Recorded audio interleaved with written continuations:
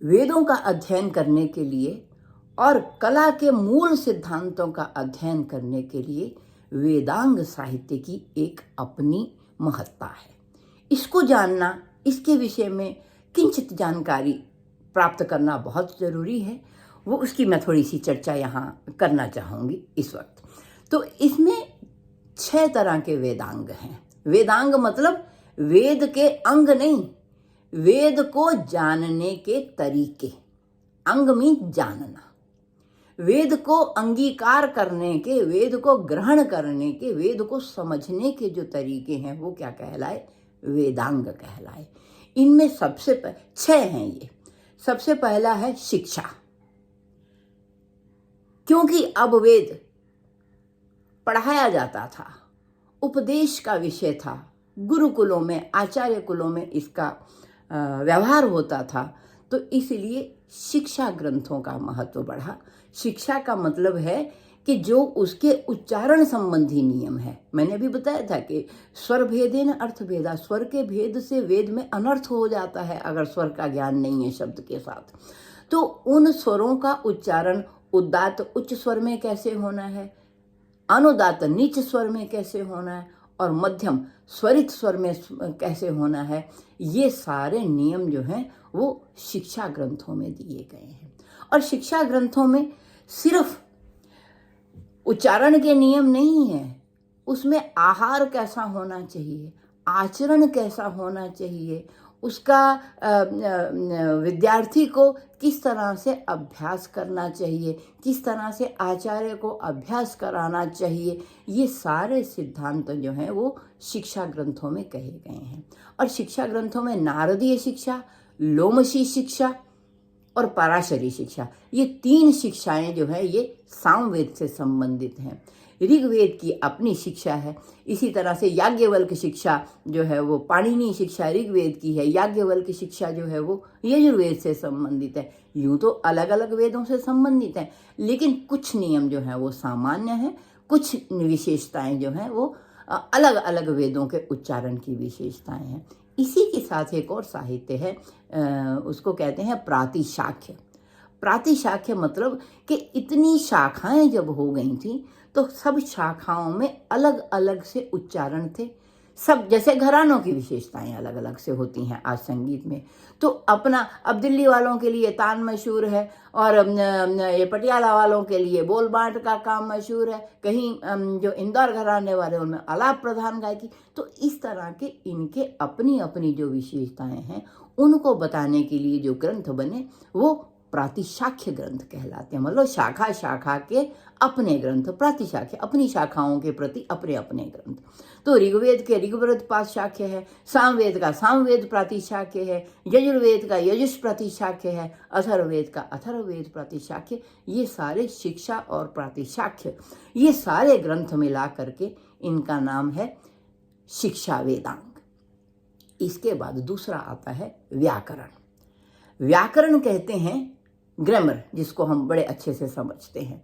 तो व्याकरण ग्रंथों को शब्दों का, वाणी जो है वो शब्दों में निहित है वेद की, और उन शब्दों को व्याकृत करना, व्याकृत मतलब उनको एनालाइज करना, उनकी पार्सिंग करना, शब्दों के रूप को उसका विश्लेष करके, संधि है तो विश्लेष करना, समास है तो कौन सा समास है, पद है तो पूर्व पद कौन सा है, और उसमें स्वर है तो कौन सा स्वर है। तो ये सारा जो ज्ञान कराते हैं ये ग्रंथ कहलाते हैं व्याकरण ग्रंथ ही कहलाते हैं। और ये व्याकरण जो है ये एक वेदांग है, जिसका के बहुत ही परिष्कृत रूप, पहले तो कात्यायन व्याकरण था और कई ग्रामेरियंस हुए हैं, लेकिन सबसे ज़्यादा जो पॉपुलर हुआ, जिसने वेद की भाषा को, वेद की विशेषताएं भी बताए और संस्कृत भाषा का भी जो आधार बना, वो कहलाता है पाणिनि का व्याकरण, अष्टाध्यायी नाम से जो जाना जाता है।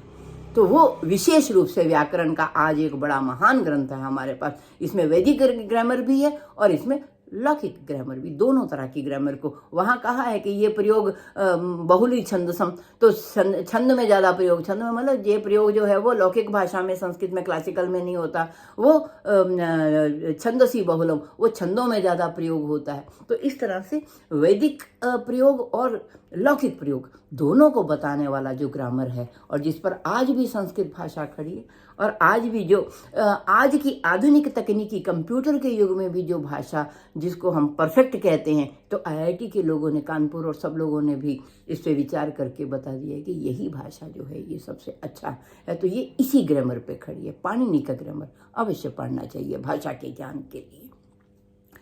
तीसरा वेदांग है निरुक्त। निरुक्त कहते हैं एटमोलॉजी को। एटमोलॉजी का मीन किसी भी शब्द का उसके कितने रूप और कितने धातु मिल करके बन सकते हैं, कितने अर्थ बन सकते हैं। एक ही शब्द के वेद में कई अर्थ होते हैं, जैसे मैंने अभी बताया कि एक ही शब्द के बहुत अर्थ होते हैं। तो एक शब्द के कितने अर्थ हो सकते हैं और इनका प्रयोग कहाँ कहाँ से हुआ है, इसको कहते हैं निरुक्त ग्रंथ। ये निघंटु कहलाते थे। निघंटु मतलब निगमा इते भवंती, जो निगम में, जो वेद में शब्द आए हैं उन शब्दों को ला करके इकट्ठा करके एक जगह जहाँ इकट्ठा किया हुआ है, ये निघंटु शब्द कहलाते हैं। जैसे सूर्य के लिए गो, रश्मि, इस तरह के शब्दों का प्रयोग हुआ। 21 शब्द जो है वो सूर्य की रश्मि गो के नाम से, गो, जमा, क्षमा ऐसे करके मिलते हैं। इस तरह से एक एक शब्द के कितने कितने वाचक शब्द मिलते हैं, जिसको हम पर्यायवाची के नाम से, आज सिनोनिम्स के नाम से जानते हैं। तो ये निघंटु ग्रंथ उन शब्दों का सारा जो है वो क्या बताते हैं, उनका एक कलेक्शन है। और उनकी सिर्फ कलेक्शन नहीं है, उनकी व्याख्या करते हैं कि अगर ये शब्द का, जैसे आचार्य का मैंने आपको बताया, तो ये निरुक्त ही है। ये निरुक्त की प्रणाली है कि आचार्य शब्द के 3 तरह की एटमोलॉजी, 3 तरह का अर्थ मैंने अभी जो आपके सामने रखा। इसी तरह से प्रत्येक शब्द को जो है उसको, उसकी धातु को रूप देखते हुए उसका व्याख्या करना, ये निरुक्त का काम था। तो अब ये निरुक्त में एक ही निरुक्त का ग्रंथ आज हमें मिलता है। आचार्य हैं उसके यास्क। ये बहुत ही सरल भाषा में लिखा गया है। हिंदी अनुवाद, अंग्रेजी अनुवाद सब उपलब्ध है। इसको अवश्य देखना चाहिए, क्योंकि एटमोलॉजी, वैदिक शब्दों की जानने से बहुत कुछ जो है वो ज्ञान होता है, और कैसे भाषा को समझना चाहिए। वहाँ कहा है ना एक पदम निब्रियात, कि लोग एक ही शब्द को लेकर के उसकी व्याख्याएं कहाँ कहाँ शुरू कर देते हैं। यास्क ने कहा है कि किसी एक पद को लेकर के उसकी व्याख्याएं करना उचित नहीं होता। उसका कंटेक्स्ट भी देखना चाहिए, उसका प्रसंग देखना चाहिए, उसका देश, काल और धर्म भी देखना चाहिए। क्योंकि देश के आज असुर शब्द राक्षस के लिए प्रयोग होता है, वेद में असुर शब्द देवताओं के लिए प्रयोग होता है। तो अगर हम आज के चश्मे से देखेंगे असुर शब्द, तो आज के चश्मे से तो रावण असुर है। लेकिन अगर वैदिक मंत्रों का अनुवाद करेंगे तो वहां असु कहते हैं प्राणों को, तो असुर कहते हैं देने को। असून ददाति इति असुरः, जो प्राण देता है वो असुर है। लेकिन परवर्ती साहित्य में क्या हो गया, जो प्राण हरता है वो असुर है। तो ये कौन बताएगा, ये निरुक्त बताएगा। तो इसलिए निरुक्त ग्रंथों का हमें अध्ययन करना चाहिए। और फिर इसके बाद आता है छंद।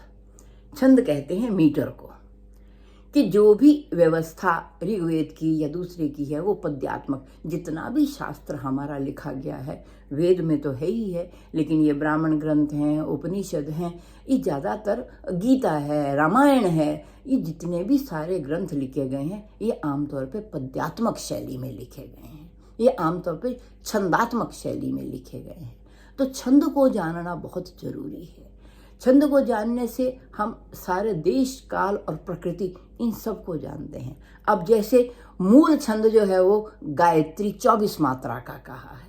अब आप देखिए 24 मात्रा की गायत्री देश, काल, दिशा का ज्ञान करने के लिए कितनी आवश्यक है। हम काल गणना करते हैं तो गायत्री में 24 मात्राएं कही हैं। आज भी आप देखिए जो इंटरनेशनल घड़ी चलती है वो 24 घंटों की घड़ी चलती है। 12 घंटे की नहीं चलती घड़ी में, चाहे हमने 12-12 का डिवीजन कर दिया, ये दिन के 12 बज गए, ये रात के 12 चल गए, लेकिन वैदिक गणना काहे में होती है? 24 घंटे में होती है। वो 24 मात्रा का गायत्री छंद है। और यही गायत्री किसके साथ जुड़ी हुई है? गायत्री में किसकी उपासना है? सूर्य की उपासना है। ये हमारी जो घड़ी चलती है, ये किससे चलती है? ये सूर्य से अनुप्रेरित होकर चलती है। अगर आपने जंतर मंतर या दूसरी जगहें देखी हैं जहाँ धूप घड़ी बनी हुई है, तो वो सारी सूर्य की दिशा को देख करके ही सारी गणना की जाती। मतलब ये सारा जो नियमबद्ध प्रकृति है वो छंद से ही ढकी हुई है, छंद से ही प्रतिपादित है। ये छंदों की एक अपनी विशेषता है।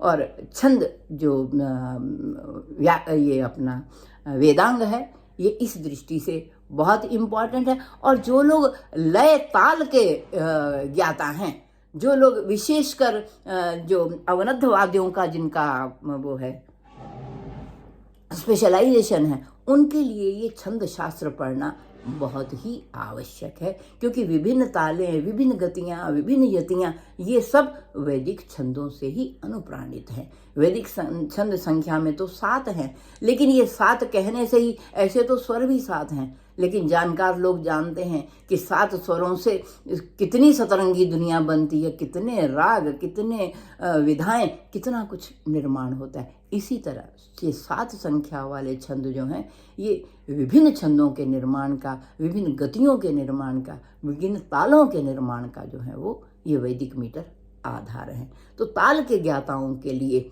विशेष करके ये वेदांग जो है बहुत उपयोगी है। इसके बाद मैं बात करती हूँ ज्योतिष की। ज्योतिष जो है, ज्योतिष शब्द मैंने बताया था नक्षत्रों के लिए इस्तेमाल होता है। तो ज्योति का जो संबंध है वो छंद से ही है, क्योंकि ज्योतियों से ही सारे ब्रह्मांड का आच्छादन हुआ है। हर एक की अपनी एक स्थिति है, हर एक ज्योति की अपनी सीमा है, हर एक का अपना ऑर्बिट है, और हर एक का ऑर्बिट दूसरे को प्रभावित भी करता है, दूसरे को कभी कभी बाधित भी करता है। तभी ग्रहण की अवस्था आती है।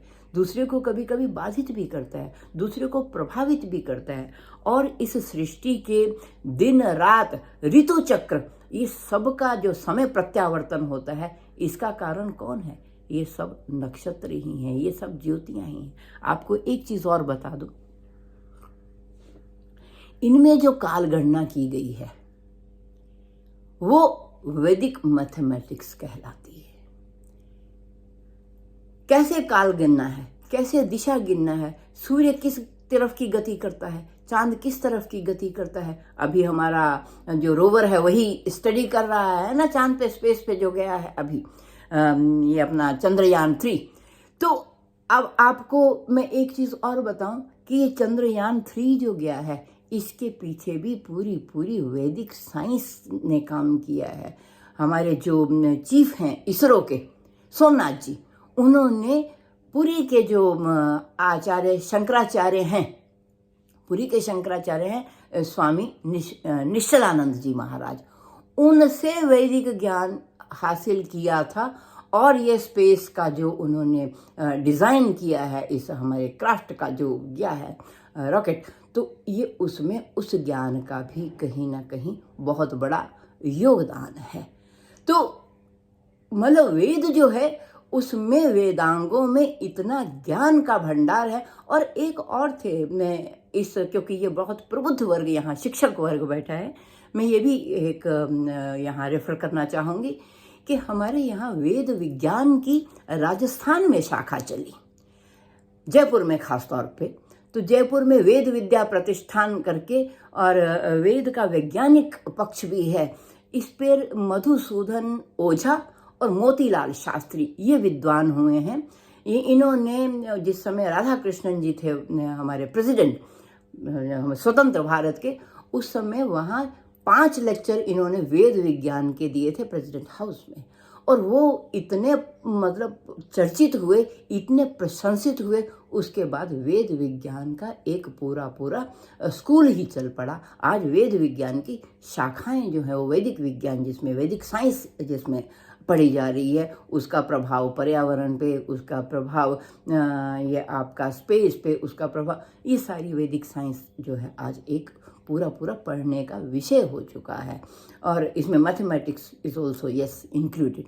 तो ये जो हमारा वैज्ञानिक पक्ष है वेद का, तो इसका विज्ञान तभी होता है जब इसके साथ कला भी है।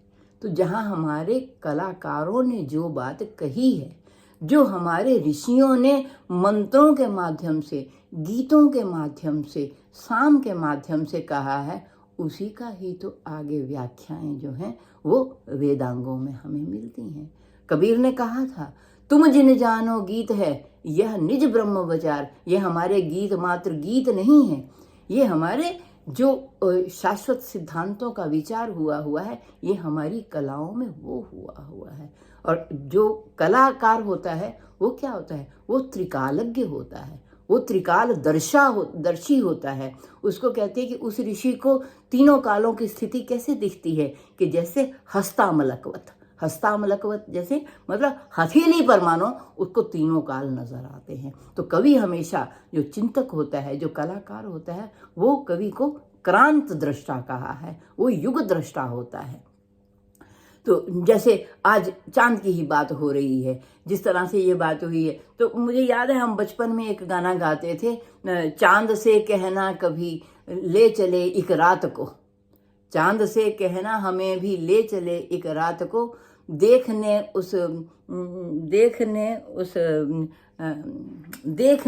तारों की उस बारात को। तो अब वो गाना कभी गाते थे, अब जब ये चंद्रयान उतरा तो हमने कहा कि ये देखो, ये गाने कभी ऐसे नहीं थे। चांद से कहना कभी ले चले एक रात को, देखने नजदीक से तारों की उस बारात को, कि हम भी देखें कि तारों में नजदीक से क्या है। तो ये जिज्ञासाएं, ये प्रण, ये संकल्प, और उन संकल्पों के उनके प्रति कर्म में तप करना, ये सारा कौन सिखाता है? ये कलाएं ही सिखाती हैं। अब इसके बाद मैं बात करूंगी इसकी, आपकी ये एक बहुत ही अच्छा वेदांग है, जिसके आगे फिर 4 अंग हैं, लेकिन वो फाइन आर्ट्स के जो विद्यार्थी हैं, फाइन आर्ट्स के जो अध्येता हैं, उनके लिए एक तरह की ये कुंजी है, उनके लिए एक तरह का ये मूल ग्रंथों का एक स्रोत है, एक बड़ा भारी। ये कहलाते हैं कल्प ग्रंथ। कल्प होता है नापना किसी चीज को। कल्प ग्रंथ जो हैं ये 4 तरह के हैं। इनमें श्रौत सूत्र हैं, गृह सूत्र हैं, और शुल्ब सूत्र हैं,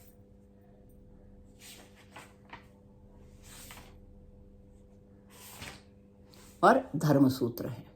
4 तरह के सूत्र कहते हैं फॉर्मूलास को। जैसे कोई थ्योरम मैथमेटिक्स की हम निकालते हैं तो पहले सूत्र फॉर्मूला बताते हैं, फिर कहते हैं प्रूव, फिर उसका एग्जाम्पल देते हैं, फिर कहते हैं हैंस प्रूवन, है ना। तो ये जब एक्सप्लेनेशंस बड़ी बड़ी चली तो ये वेदांग जो हैं सारे, ये सूत्र शैली में लिखे गए हैं। सूत्र शैली मतलब फॉर्मूलास, एक लाइन का श्लोक है, एक लाइन का सिद्धांत है, 2 लाइन का सिद्धांत है। तो ये सारे सूत्र रूप में लिखे गए हैं। इनमें मुख्य तो है पहले इनके 4 मैंने जैसे बताया। पहले है श्रौत सूत्र।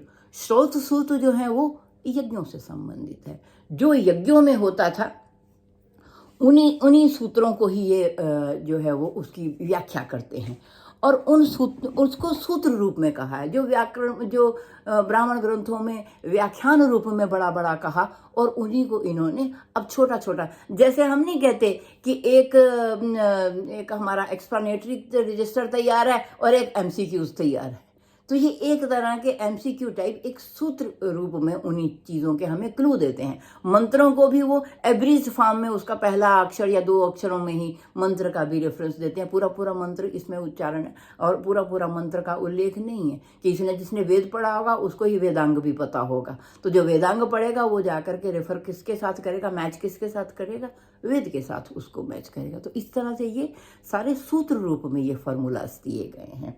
तो इनमें कात्यायन स्रोत सूत्र है और द्राह्यायन स्रोत सूत्र। तो इस तरह के स्रोत सूत्र सारे वेदों के, ऋग्वेद के अपने स्रोत सूत्र हैं, सामवेद के अपने स्रोत सूत्र हैं, अथर्ववेद के अपने स्रोत सूत्र हैं और यजुर्वेद के अपने स्रोत सूत्र। क्योंकि यज्ञों में सबके कर्म अलग अलग थे तो इसलिए वो अलग अलग कर्मों को बताने के लिए एब्रीज्ड फॉर्म में, छोटे फॉर्म में उन कर्म कांडों को बताया गया है। अभी भी जो पंडित लोग हमारे यहाँ आते हैं जो कर्म कांड करते हैं तो वो ये यजुर्वेद के जो सूत्र हैं इन्हीं ग्रंथों का ही वो अनुकरण करते हैं। तो ये एक तरह का लिटरेचर है। मैं इसकी डिटेल में बात नहीं करूँगी, हमारा विषय कला की तरफ ज़्यादा जाने का उद्देश्य है मेरा। तो दूसरे जो है वो कहलाते हैं धर्म सूत्र। अब धर्म सूत्र जो है वो समाज में आचरण कैसा करना चाहिए, किन किन नियमों को हमें लेना चाहिए, किन किन को छोड़ना चाहिए, सामाजिक व्यवस्था कैसी होनी चाहिए, तो इस सब को बताने वाले ये धर्म सूत्र कहलाते हैं। लेकिन ये धर्म सूत्र आगे जो मनुस्मृति वगैरह ग्रंथ जो लिखे गए इन्हीं धर्म सूत्रों के आधार पर ही लिखे गए हैं। मनुस्मृति है या याज्ञवल्क्य स्मृति हैं, तो इस तरह के जो लिखे गए हैं वो ऐसे सूत्र हैं। और इसके बाद एक सूत्र और आते हैं जिनको हम कहते हैं शुल्ब सूत्र। शुल्ब सूत्र जो है ये बहुत इम्पॉर्टेंट है। शुल्ब कहते हैं नाप को। हमारे फाइन आर्ट्स, स्थापत्य, वास्तु और ये भवन निर्माण कला, इस सब में शुल्ब के सिद्धांतों का ही अनुकरण किया जाता है, जिसको हम वास्तु सिद्धांत के नाम से भी आज जानते हैं। एक्चुअली वास्तु के और या हमारे स्थापत्य कला के या हमारे जितनी जियोमेट्री है ये सारी विकसित कहाँ से हुई है, ये इन शुल्ब सूत्रों से ही हुई है। भित्ति चित्र, टेक्सचर बनाना, कैनवास बनाना, उसका नाप तोल करना, यज्ञ वेदी बनाना, उसका निर्माण करना, भवन निर्माण करना, उसका नाप तोल कैसे करना, ये सारा कुछ जिसको हम ज्यामिति कहते हैं, नाप तोल कहते हैं, वो सारे शुल्ब से। इसीलिए ज्यामिति नाम जो है वो किसका है, ज्योमेट्री का। ज्योमेट्री जो है वो ज्यामिति इसी शुल्ब सूत्रों से ही विकसित हुई है।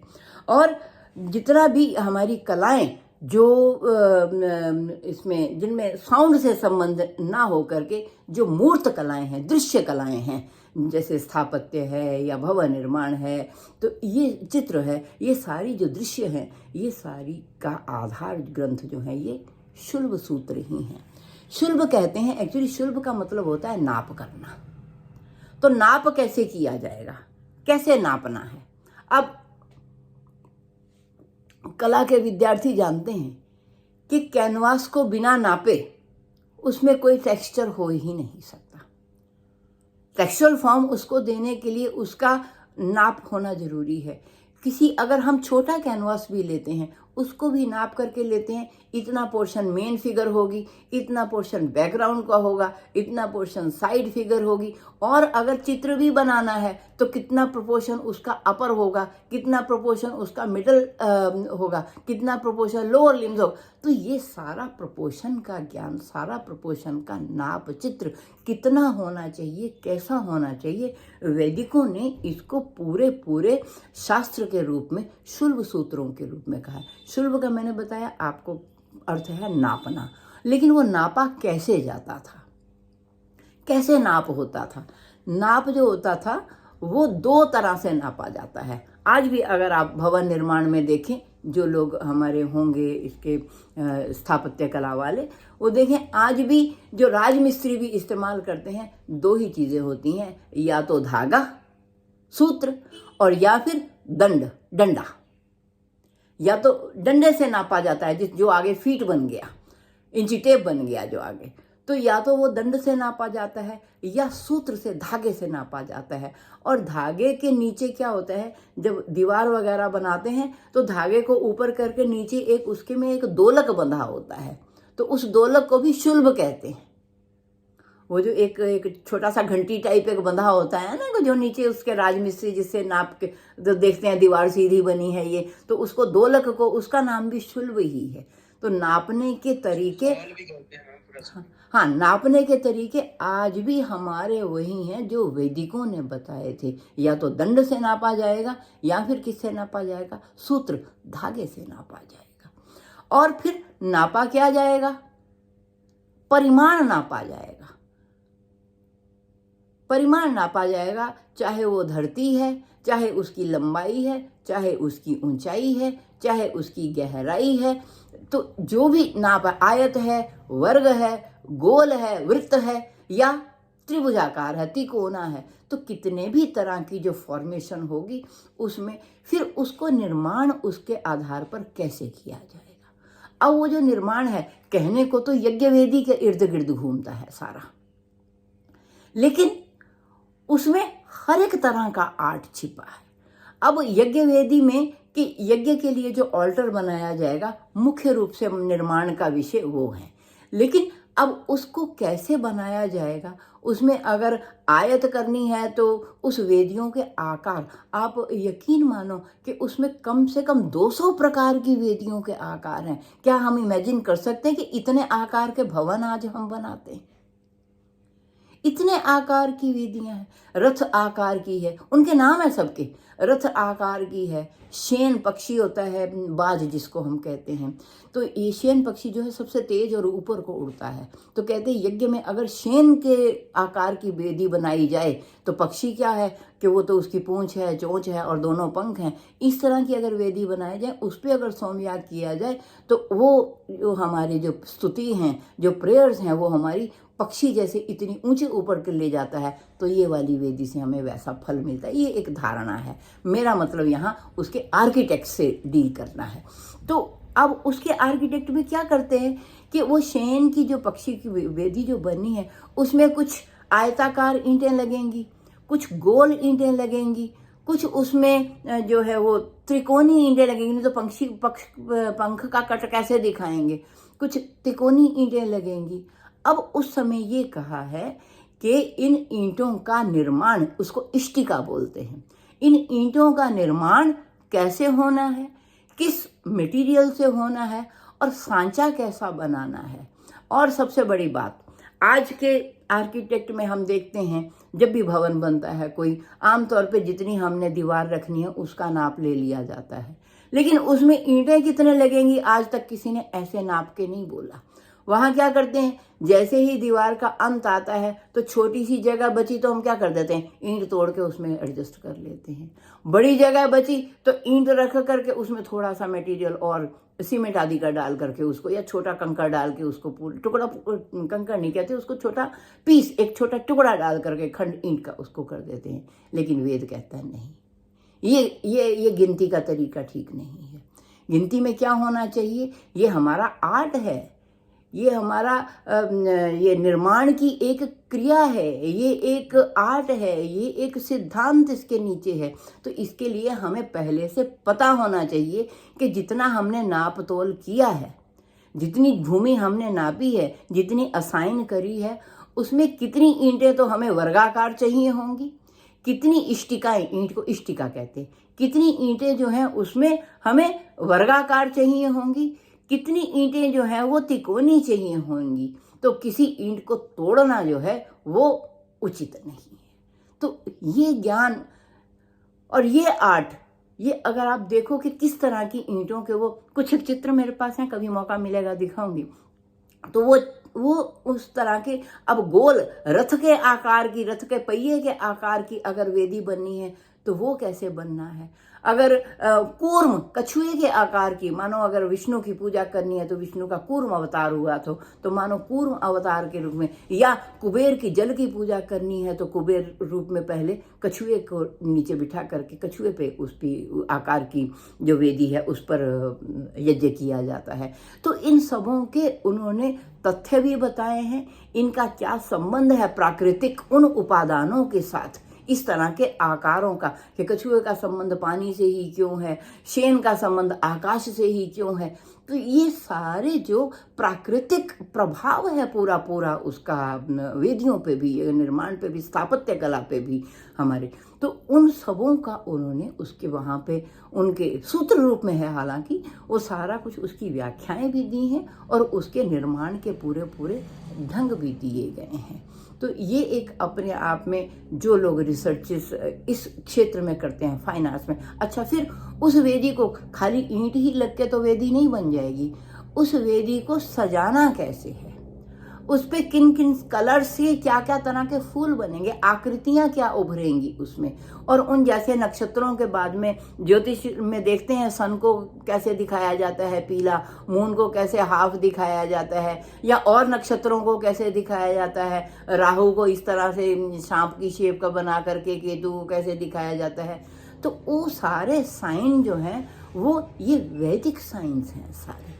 तो उन सारे राशियों के, उन सारे नक्षत्रों के, ज्योतियों के वो साइंस हमें मिलते हैं, और उन साइन को, किस साइन के लिए कौन सा कलर निर्धारित है और वो रंग कैसे बनेगा, और उस रंग की, उस चित्र को कितने आकार का कहाँ बनाना है। सन को सबसे बड़ा होना चाहिए, मून को छोटा होना चाहिए, इस तरह से शनि को जो है वो नीले रंग का होना चाहिए, बृहस्पति है तो उसको पीले रंग का होना चाहिए। तो ये सारे उनके आकार, उनको बनाने के, उनकी स्थापना के तरीके, और उनका चित्र कैसे खींचना है, उन पे रंगों को कैसे, आकृतियों को उभारना है, ये सारा जो है ये ज्ञान हमें शुल्ब सूत्रों में मिलता है। और इसके अतिरिक्त दूसरे पशु पक्षियों के चित्र उकेरना, बेल बनाना, फूल बनाना, ये सारे यज्ञ वेदी की सज्जा के ही सारे तरीके हमें दिखाई देते हैं, जो बाद में क्या हो गया, क्या करते हैं इसको, अर्थ डेकोरेशन आर्ट कहते हैं, या हमारे यहाँ रंगोली कहते हैं। तो ये रंगोली का कंसेप्ट ये वैदिक कंसेप्ट है। ये सारी कलाएं हमारी लोक कलाएं हैं। लोक कौन सा था? वैदिक लोग आम लोग थे, वो जो जिस समाज में रहते थे वो आम समाज था, वो लोक था। आज हम सभ्यता अलग करते हैं कि ये ग्रामीण सभ्यता लोक है और ये शहरी सभ्यता ये विकसित, ऐसा नहीं। वेद के समय में लोक का मतलब था कि सारा समाज, और सारा समाज जैसा है वो सभ्य ही समाज है। हम लोग कोई असभ्य नहीं है, ग्राम में भी जो लोग रहते हैं वो सभ्य ही रहते हैं सारे, कोई असभ्य नहीं। उनका चिंतन भी वैसा ही है जैसा शहर में रहने वाले किसी का, और शहरों में भी लोग गाँव से ही आ करके रह रहे हैं। तो कोई अलग से कोई डिमार्केशन या ऐसे लाइन मार्केशन नहीं है। तो ये वेद जो है वो एक धरातल पे सबको एक वेदी में, और फिर वो मिट्टी कहाँ से आएगी? मिट्टी कोई पहाड़ से आएगी, कोई मैदान से आएगी, मिट्टी किस कलर की होगी, मिट्टी कौन लेके आएगा? तो उसमें सबों की पार्टिसिपेशन दिखाई देती है, और उसमें सारी वेरिएशन, सॉइल स्टडी दिखाई देती है सारी उसमें। तो ये शुल्ब सूत्र पढ़ने वाले जो हैं वो इस बात का भी ध्यान रखेंगे कि कितना आर्ट के लिए हमारा वेद का ये वेदांग लिटरेचर है ये एकदम भरा पड़ा है, लेकिन इस तरफ किसी ने आज तक रिसर्च इस दृष्टि से नहीं किया। आर्ट की दृष्टि से मेरा यहाँ इन सब विषयों को उद्घाटित करने का या उन सब के विषय में चर्चा करने का यही मकसद है कि ये आर्ट फॉर्म के हमारे जो एक ओरिजिनेटिंग हमारे सोर्सेज हैं, हम इनको ना जान करके सेकेंडरी सोर्सेज की जहाँ हम खोज करने लगते हैं, या कभी कभी वेस्टर्न थ्योरीज में चलने लगते हैं, या और तरह के, तो हम अपने मूल को क्यों छोड़ें? क्योंकि ये साइंटिफिक है, ये सबसे प्राचीन है, और इसका हमारे आज के जीवन से भी अगर हम जोड़ के देखेंगे तो आज के जीवन से भी हमारा संबंध है। आज भी हम बहुत से सिद्धांतों को हम आज आज भी लागू कर रहे हैं, और बहुत से सिद्धांतों को क्योंकि हम जानते नहीं हैं इसलिए लागू नहीं कर पाते हैं। अगर उन सिद्धांतों की भी हमें जानकारी हो तो हमारा आर्ट जो है वो कहाँ और भी विकसित होगा और भी प्रवृत्त होगा। तो इन शुल्ब सूत्रों में जो मेन नाम है उसमें बोधायन शुल्ब सूत्र है। सबकी हिंदी इंग्लिश ट्रांसलेशन आज उपलब्ध है। बोधायन शुल्ब सूत्र है, आप स्तंभ शुल्ब सूत्र है, हिरण्यकेशी शुल्ब सूत्र है, और मैत्रायणी शुल्ब सूत्र है, मानव शुल्ब सूत्र है, वराह शुल्ब सूत्र है, वाधूल शुल्ब सूत्र है, और कात्यायन शुल्ब सूत्र है। तो 8 शुल्ब सूत्रों की ब्रांचेस, 8 लिटरेचर आज भी हमें उपलब्ध हैं। तो इन शुल्ब सूत्रों में और इसके अतिरिक्त उनमें चित्र कैसे उकेरे जाते हैं, क्योंकि भित्ति चित्रों की जो बात है वो भवन निर्माण के साथ है। पहले यज्ञ वेदियां थी, पहले वो जमीन पे ही आर्ट हुआ है, बाद में वो पहले जो है वो सारा क्या हुआ, हॉरिजेंटल ही हुआ है, फिर वर्टिकल आर्ट की तरफ हम आगे बढ़े हैं। तो इस तरह से जो हम अगर कलाओं में देखते हैं तो ये सारा जो प्रभाव है ये प्रकृति जगत का ही है। ये सारा जिसको हम आज एनवायरनमेंट नाम से जानते हैं, या जिसको हम क्या कहते हैं अपने भाषा में पर्यावरण। तो पर्यावरण का क्या मतलब है, परि मतलब चारों तरफ से, और आवरण, तो परिआवरण मीन्स पर्यावरण। तो हमारे चारों तरफ का जो परिवेश है वही तो पर्यावरण है। अगर हम इन सिद्धांतों को जानेंगे, अगर हम इन तथ्यों को जानेंगे, अगर हम इस प्रकार के साहित्य का अध्ययन करेंगे, तो आप ये जानेंगे कि कला के साथ जुड़े हुए लोग पर्यावरण को भी बहुत अच्छी तरह से समझने वाले हैं। और आज जो पर्यावरण बचाओ के प्रकल्प चल रहे हैं, अलग से जल बचाओ का अलग से, जल संसाधन जल मिनिस्ट्री अलग से बन गई, और वो सॉइल मिनिस्ट्री अलग से बन गई, और वो अपना वृक्ष का आरोपण अलग से बना। नहीं, ये सारा हमारे शुल्ब सूत्रों में जो है वो आर्ट के माध्यम से सब एक स्थान पर हमें मिलता है।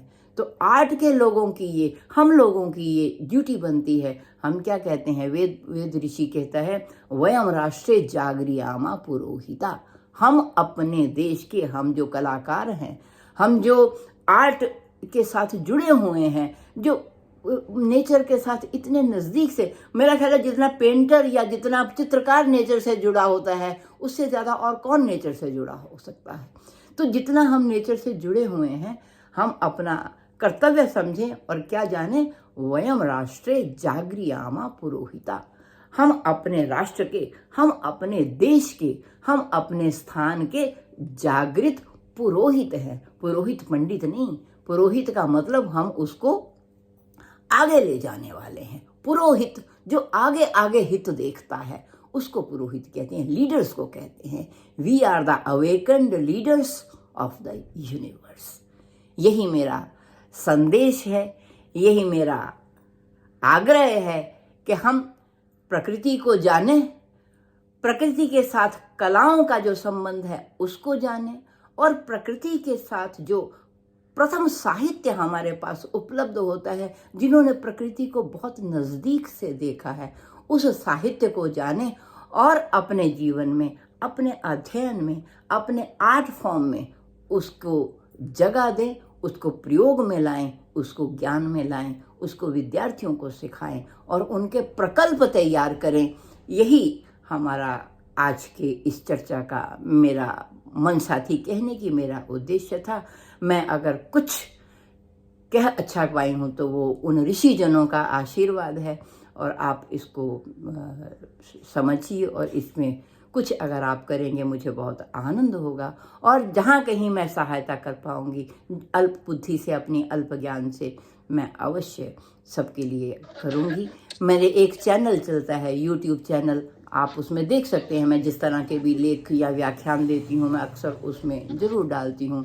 और एक नाद बिंदु करके मैंने पेज भी स्टार्ट किया है, आप उसके साथ भी जुड़ सकते हैं और आपके ज्ञान से मैं भी कुछ सीखूं, ऐसी मेरी इच्छा भी है। तो हम एक स्वस्थ समाज का निर्माण करें, स्वस्थ राष्ट्र का निर्माण करें और यहाँ तक कि एक स्वस्थ विश्व का कल्याण करने के लिए ऐसा निर्माण करें कि जिसमें सर्वे भवन्तु सुखिनः, सर्वे सन्तु निरामया, सर्वे भद्राणि पश्यन्तु माँ कश्चित दुख भाग भवेत्। कला के सत्य, शिव और सुंदर रूप का हम प्रचार प्रसार करते हुए अपने जीवन को सार्थक बनाएं।